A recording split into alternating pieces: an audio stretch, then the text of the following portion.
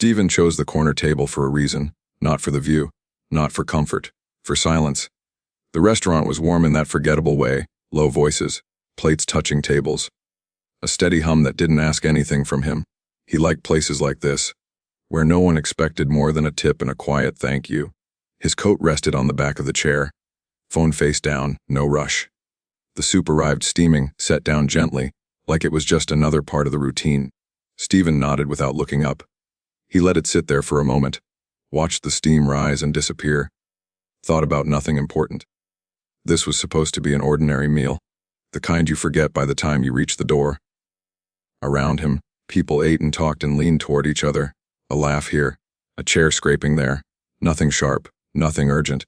Stephen picked up the spoon, then set it back down. He wasn't hungry yet, or maybe he just liked the pause. That's when he felt it. Not a sound, not a voice. Just the sense that someone was standing too close. He looked up slightly, expecting a server, maybe someone reaching past his table.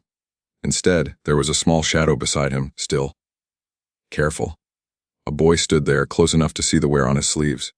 Not touching the table, not leaning in, just standing. Stephen noticed the way the boy's hands were folded together, how he kept his weight on his heels, ready to step back, like he'd practiced not taking up space.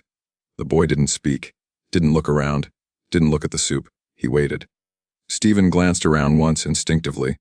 No one was paying attention yet. The room kept breathing. The boy's jacket was thin for the season, zipper pulled all the way up, shoes a little too big, or maybe just worn down. Stephen felt the quiet stretch, not uncomfortable, just long enough to notice. The soup continued to steam between them, untouched. The bowl sat there like it always had, nothing special about it. Stephen shifted slightly in his chair. The boy didn't move. There was no urgency in the boy's face, no demand, just patience. Stephen had eaten in a lot of places like this. He'd seen people hurry past tables without seeing who was there. He'd done it himself more times than he could count. But this felt different. Not loud, not dramatic. Just a moment that refused to rush. The boy finally lifted his eyes, just enough to meet Stephen's, then waited again. The restaurant noise faded into the background, not gone, just quieter. As if the room itself had taken a step back, Stephen sat there, hands resting on the table, the spoon untouched, the bowl still full. And for the first time since he walked in, the quiet he came for was no longer empty. The boy cleared his throat, barely loud enough to be heard. When he spoke, his voice didn't carry. It didn't need to. "Sir, I'm sorry." Stephen turned fully toward him now. Close enough to see the boy's eyes, steady, careful. "I didn't mean to bother you." He paused after that, like he was checking whether he should keep going. Stephen didn't say anything, didn't wave him off, didn't rush him. The boy took that as permission. "My mom's outside," he said, not pointing, not explaining, just saying it. "She hasn't eaten today." The words landed softly, no drama, no push. The boy glanced at the bowl on the table, then back up again, quick, almost embarrassed.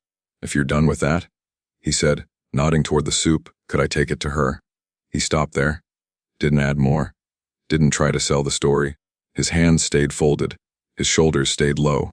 Stephen noticed how the boy didn't step closer, didn't reach for the bowl, didn't assume the answer. The restaurant sounds crept back in, forks tapping, someone laughing too loud at a nearby table. The boy waded through it all. "I know it's yours," he added quietly. "And I know it's not my place." Another pause. "But if you weren't going to finish it." He let the sentence trail off, not weak, just open. Stephen looked at the soup again. Still full, still steaming. The boy followed his eyes, then quickly looked away, like he didn't want to seem greedy. "She's tired," the boy said after a moment. Not emotional, just honest. "She said I could ask." That was it. No shaking voice, no tears, just a request made once. Stephen felt the weight of how carefully the words had been chosen, how each sentence had been trimmed down to only what was needed. The boy stood there, waiting for a no as much as a yes, ready for either. Around them, people kept eating, kept talking, kept not noticing. The bowl sat between them unchanged, steam still rising, spoon still resting at the edge. Stephen stayed silent, not because he didn't understand, but because some moments don't rush the answer. The silence didn't stay contained. It spread, not all at once, slow, almost polite. A chair stopped moving, a fork hovered longer than it should have. Someone nearby lowered their voice without knowing why. Stephen didn't look around, but he felt it. The way attention shifts before people admit they're watching. The boy stayed still, waiting. A server paused a step too long near another table. Eyes flicked over. Then away. A woman 2 tables back stopped mid-sentence. Her words faded into a whisper, then nothing. No one spoke about it. No one announced anything. But the room had noticed. The hum of conversation thinned out, like air leaking slowly from a tire. Still there, just quieter. Stephen felt the weight of eyes that didn't want to be obvious. People pretending to focus on their food, on their phones, on anything else. The soup sat untouched, steam curling up, visible now in the softened quiet. The boy shifted his feet slightly, then stilled again. Not nervous, just aware. Someone coughed, too loud for the moment. Another person laughed, then stopped when it echoed wrong. A man near the window shook his head once, almost to himself. Not judgment, just recognition. The restaurant kept functioning, orders taken, glasses refilled. But the rhythm was off. Stephen could feel how everyone was doing the same thing. Measuring, waiting to see what kind of moment this would become. No one leaned in. No one stepped closer. They gave the space its distance. The boy didn't look around to see who was watching. He kept his eyes level, steady, like he knew how easily attention could turn sharp. Stephen noticed a woman press her lips together. A man set his napkin down and didn't pick it back up. The room wasn't judging yet. It was holding its breath. The server cleared a plate somewhere behind them, the sound too loud in the quiet. Heads turned, then returned. Time stretched, thin and fragile. Stephen shifted in his chair just enough to break the stillness. Not an answer. Just movement. The boy didn't react, didn't reach, didn't retreat. He stood like he understood something unspoken. That this wasn't just between 2 people anymore. The restaurant waited. Stephen didn't answer right away. He looked at the boy again. Not quickly. Not like he was deciding. Just looking. Then he reached for the spoon, slow, careful. The sound it made against the bowl was small, but it cut through the quiet. Every ear caught it. Stephen lifted the spoon once, then set it back down. He slid the bowl slightly closer to himself. Not away from the boy, just enough to center it. He finally spoke, he said, his voice low, even, no warning, no explanation. The boy nodded immediately, like he'd expected that answer. Stephen placed his hand on the side of the bowl, felt the warmth, held it there for a moment. Then he pushed it across the table, not fast, not dramatic. Just far enough that the bowl now rested closer to the boy than to him. The movement was simple, clear. Stephen didn't look around, didn't acknowledge the room. He looked back at the boy and added, "Take your time." The boy's shoulders dropped a fraction, not relief, release. He reached for the bowl with both hands, paused, looked up once more. Stephen nodded. That was all it took. The boy lifted the bowl carefully, like it mattered, like it could spill if rushed. Stephen pulled his hands back and rested them on the table, open, still. The steam rose between them as the bowl moved, a thin line of warmth breaking the space. Stephen leaned back slightly in his chair, not retreating, making room. The boy adjusted his grip, steadying himself. The bowl stayed level. Stephen watched, quiet, present, no smile, no speech.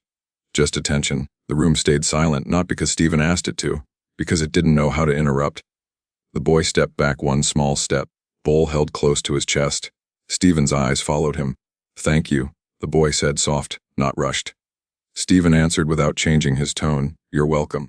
The boy turned slowly, careful not to bump into anyone, the bowl still steaming in his hands. Stephen remained seated, hands resting on the table, eyes forward. The chair across from him stayed empty. The place where the bowl had been now bare. Stephen didn't reach for anything else, didn't fill the space. He just sat there, breathing evenly, as the quiet held on a little longer than expected. Most people thought they saw everything. They saw the bowl move. They saw the boy walk away. They told themselves that was the moment. But they missed what actually stayed behind. They missed how Stephen never looked around to see who was watching. Not once. They missed how he didn't smile, or nod, or wait for approval. No signal, no performance. They missed that he didn't rush to fill the space after. No reaching for his phone. No waving a server over. He stayed still. They missed the way the boy didn't thank him twice, didn't overdo it, didn't linger. Like this wasn't charity. Just something that happened. They missed how the room stayed quiet even after the bowl was gone, as if no one knew how to go back to normal yet. They missed the part where nothing else was added, no extra words, no explanation. Stephen didn't turn it into a moment. That's what people didn't catch. They missed that the soup wasn't the point. It never was. It was the ease of it. The lack of friction. The way it didn't ask to be remembered. People like to notice the loud things, the speeches, the gestures that announce themselves. But this didn't announce anything. It slipped through the room quietly, sat with people longer than they expected. Some would talk about it later, tell it like a story. But even then, they'd miss the smallest part. That Stephen didn't take anything from the moment, not attention, not gratitude. He just let it pass through him. That's what lingered, not the action itself, but how little it demanded. Why do you think small acts hit harder than big speeches? The room slowly found its rhythm again. Chairs moved. Voices returned. But something stayed unsettled, not heavy, just present. People kept eating, but with less rush, less noise. They didn't say it out loud. They didn't need to. They felt it. And most of them would never be able to explain exactly why. Stephen didn't stand up after. That's what no one expected. He stayed right where he was. Same chair, same table. The empty space where the bowl had been remained untouched. He didn't slide anything into it. Didn't push the plate away. Minutes passed.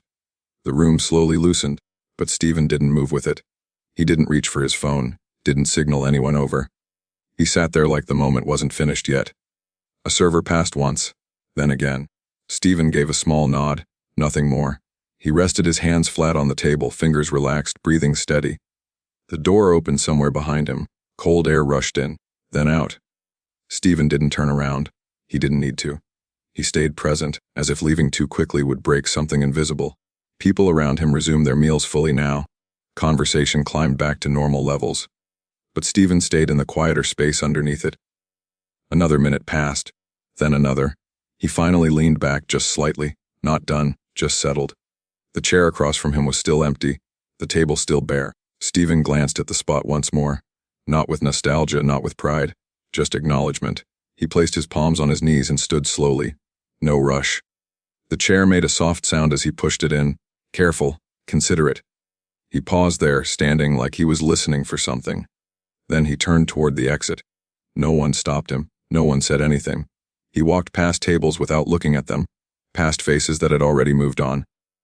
At the door, he hesitated for half a second, not long enough to draw attention. Then he stepped outside. The restaurant returned fully to itself. The thing about moments like this is they don't stay where they happen. They leave quietly. They move into people in ways that don't have names. Someone at a nearby table would remember it later that night. Not clearly, just a feeling they couldn't shake. Another person would forget the details but keep the weight of it, the calm, the restraint. Nothing about it would replay cleanly, no perfect memory.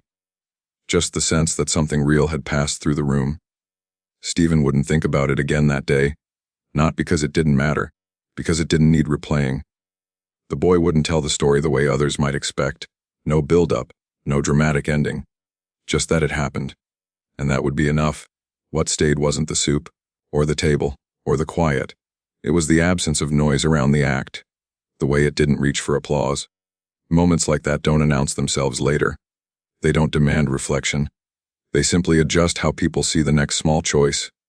And the one after that, the room went back to normal, but not exactly.